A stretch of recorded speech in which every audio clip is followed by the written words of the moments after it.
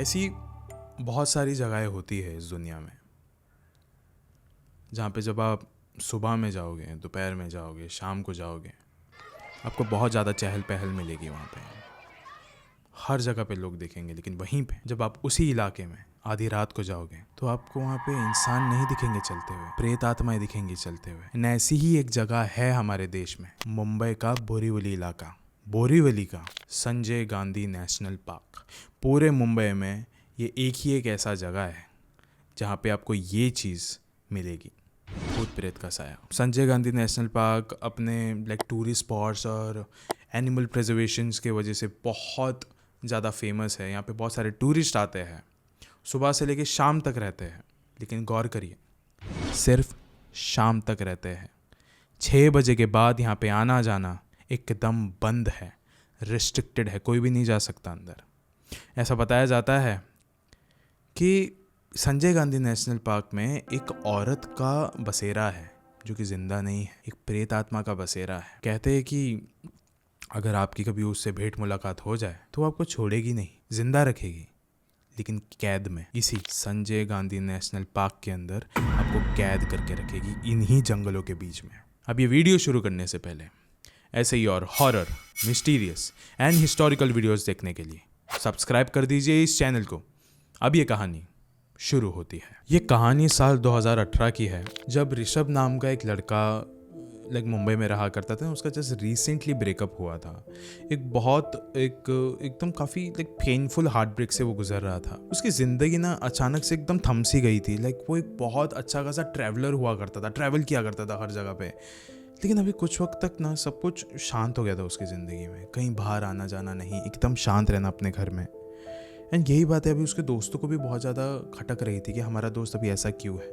एक दिन गए उसके पास, उन्होंने कहा कि हम लोग कहीं बाहर जाना चाहते हैं घूमने, लेकिन तेरे साथ जाना चाहते हैं। ऋषभ ने कहा कि नहीं यार, मेरा मन नहीं है भाई, आप लोग चले जाओ, मैं नहीं जा रहा। फिर उन्होंने बहुत ज़्यादा उसको मनाया। फिर फाइनली ऋषभ ने बोला मैं कहीं मुंबई के बाहर नहीं जाऊँगा, मेरे को मुंबई में ही रहना है।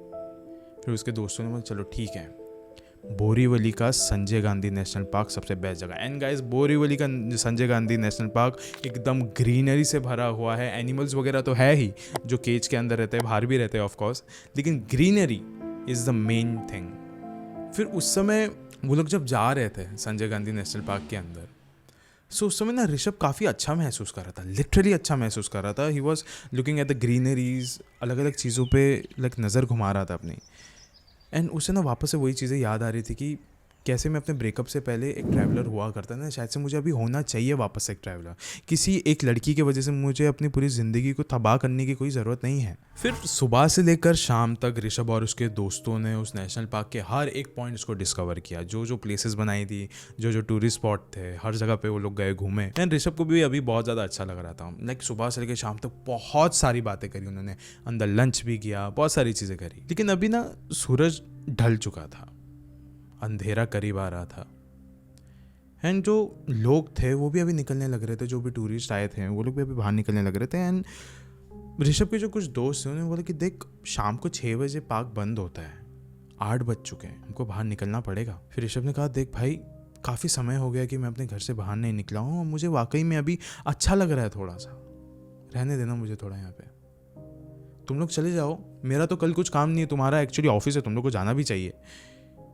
फिर सब लोग ने एग्री किया कि हाँ हमारा ऑफिस तो है ही, लेकिन तू सेफ रहेगा अंदर। उसने बोला हाँ मुझे कुछ नहीं होगा। ये लोग चले गए। लेकिन जो ऋषभ था वे रात के काले अंधेरे के अंदर अकेला बैठा हुआ था एक ही जगह पे। अभी कुछ देर के लिए ऋषभ वहीं पे बैठा हुआ था। वो अपने फ़ोन में गाने सुन रहा था। गाने सुनते सुनते उसे ये अंदाज़ा ही नहीं लगा कि उसके फ़ोन की बैटरी कम है। अभी अचानक से फ़ोन फुल डेड हो चुका था। उसने अपने घड़ी की तरफ देखा तो घड़ी में भी अभी 11:30 बज रहे थे। तो उन्होंने बोला कि अभी शायद से वक्त आ चुका है कि मैं अभी इस जंगल से बाहर निकलूँ। वो अपने बाइक की तरफ गया and by I don't know how but उसकी जो बाइक थी वो काम ही नहीं कर रही थी। पेट्रोल भी शायद से थोड़ा बहुत ही था, तो उसको लगा कि शायद से थोड़ा बाइक को मैं अभी टेढ़ा करके देखता हूँ, इफ़ इट वर्क्स। तो बाइक हुई स्टार्ट, लेकिन रुक रुक के चालू हो रही थी। उसको पता था थोड़ा बहुत तो तकलीफ़ आएगा।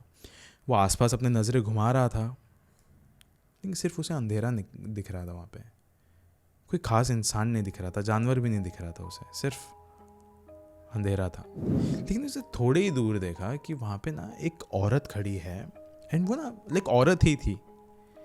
एंड ऋषभ जो है ना वो भी एकदम हमारे जैसा ही है, एकदम चौकन्ना रहने वाला है हमेशा।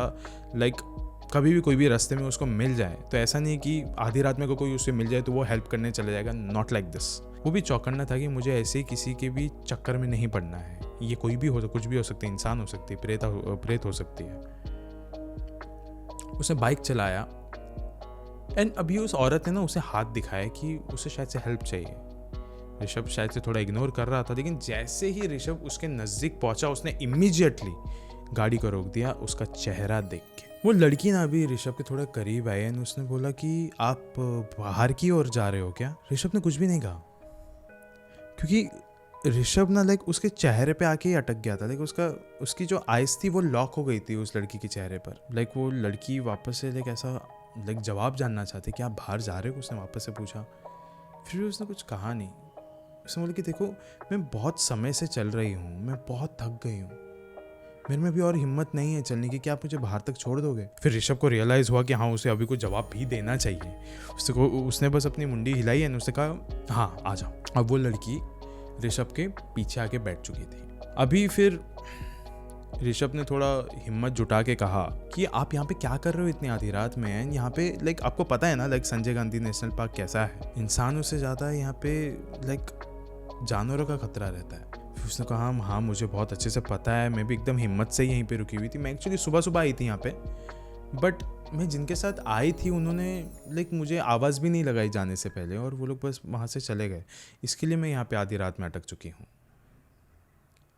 ये सब कुछ सुनने के बाद ऋषभ ने भी कुछ कहा नहीं, पता नहीं वो किस बात का वेट कर रहा था, लेकिन उसने बस ऐसा हाँ किया, बस हाँ अच्छा ऐसा किया बस, उसने और कुछ नहीं कहा उसने। लेकिन गाइज यहाँ पे ऋषभ की किस्मत की दाद देनी पड़ेगी, क्योंकि इस बार उसके साथ वापस से वही हुआ जो उसके साथ थोड़े वक्त पहले हुआ था। उसकी बाइक वापस से बंद पड़ गई और रास्ते के बीच में एकदम घना जंगल था, उसके बीच में सिर्फ ऋषभ और वो लड़की थी।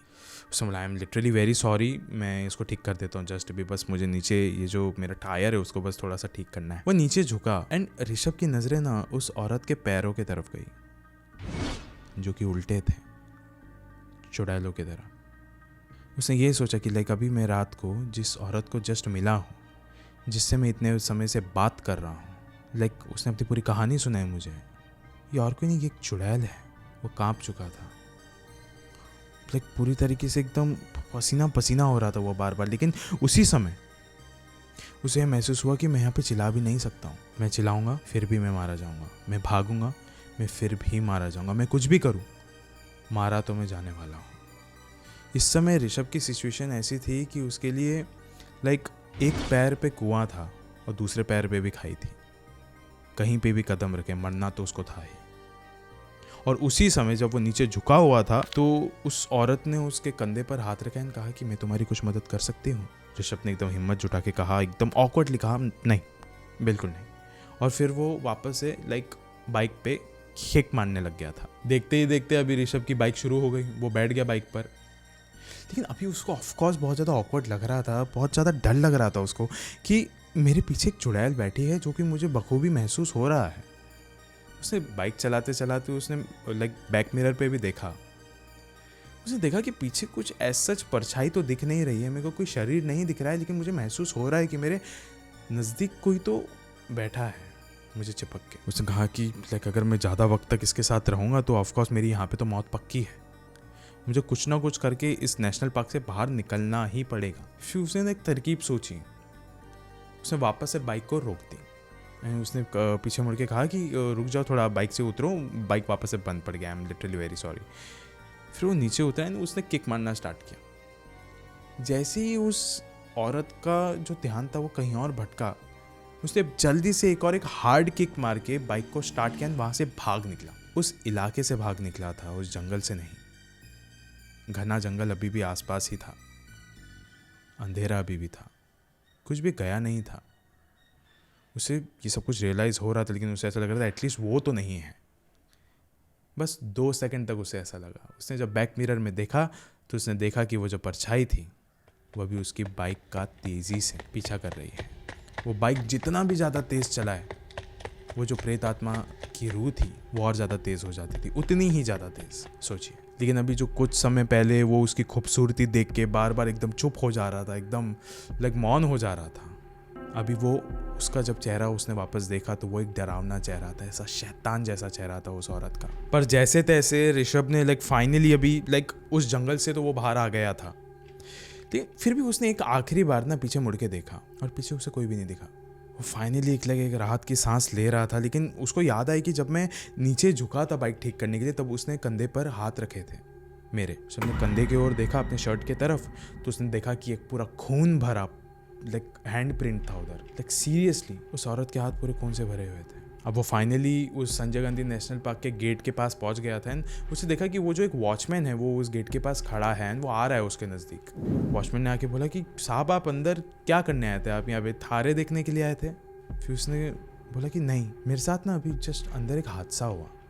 वॉचमैन ने बोला हाँ बताओ। फिर उसने अपना पूरा ये एक हादसा बताया जो हुआ, कि कैसी उसको एक औरत मिली वहाँ पे जिसके पैर उल्टे थे, जो कि किसी भी एंगल में ज़िंदा नहीं लग रही थी, उसके हाथ खून से भरे हुए थे, उसका चेहरा जला हुआ एक शैतान जैसा दिख रहा था। वो वॉचमैन बहुत ज़्यादा शॉक हो गया, तो उसने बोला साहब आप जिंदा कैसे हो? क्योंकि जो भी उस औरत के कभी भी नज़दीक गया है उसे सिर्फ उसके बदले में मौत ही मिली है।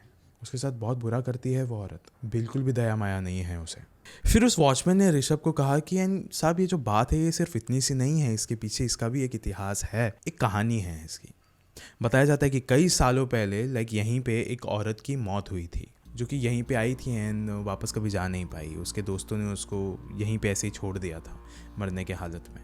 तब से वो यहाँ पे भटकती है हर रोज़ हर किसी के सामने। एंड जब भी उसको कभी ऐसा दिखता है कि यहाँ पे कोई तो है जो कि बाइक से जा रहा है, अकेला है, तो ये उससे लिफ्ट मांगती है। एंड अगर कभी भी किसी भी इंसान ने लिफ्ट मना कर दिया कि नहीं मैं तुझे लिफ्ट नहीं दूंगा, तो फिर वो जो औरत रहती है वो एक बहुत ही लाइक अलग ही एक रूप ले लेती है, जिसमें वो बहुत ही ज़्यादा भयानक दिखते हैं। वो उसका पीछा करती है, पीछा करने के बाद उसे मार देती है। एंड गाइस उस वॉचमैन ने ये भी कहा कि यहाँ पे संजय गांधी नेशनल पार्क के अंदर बहुत सारे लोगों के घर भी है, आदिवासी रहते हैं, ट्राइबल लोग रहते हैं, नॉर्मल लोग भी रहते हैं, फॉरेस्ट वाले लोग भी रहते हैं।